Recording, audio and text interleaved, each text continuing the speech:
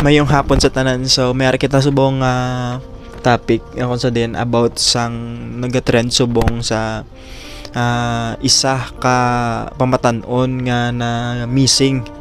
Amo ni siya ang pangalan si Jaycon Jiruta or Hiruta nga taga Tiling.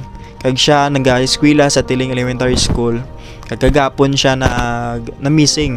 Kag nag-post ang isa ka persona nga nakakilala sa iya. Kag ini siya na missing sang 6 to 7 sang aga. So ini nga bata suno sang mga nakakilala man sa iya, permanent siya kuno kutkot sa higad sang baybay. So subong adlaw February 9, February 8 siya na dula. February 9 na subong, kag subong siya nakita. Kag amo ni sa ang picture nga sang nakita nila. Ang sa diin nalubong siya kuno sa higad sang baybay, sa duta sa higad sang baybay. Kag wala ta kabalo sang rason kung ano gid ang main reason gid kun nga nalubong siya. Kay koy hambal ko na sang na interview nga pero may gina siya kuno ga lubong-lubong sa iyang gakutkot sa dalom kag ginalubong iyang lawas. Kay ang masabi sa ngambal sa mga kuya, kakutkot din sa pirmi mo sa balas. Kasi sa balas ang pang sa balas kutkot ako siya mo nga ang lawas pala.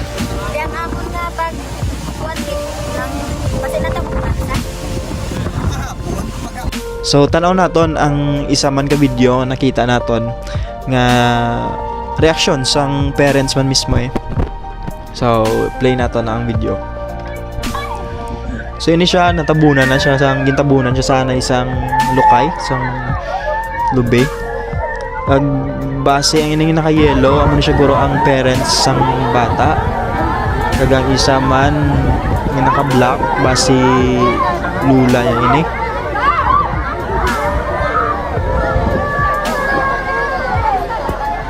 Grabe, syempre ano mo batyagan mo nga makita mo ang bata mo nga wala na siyang ginahawa. Oh. Medyo naggrabe nga reaction sa ilang lawas. Nalipungan inaili. Lipong ko iyang nanay.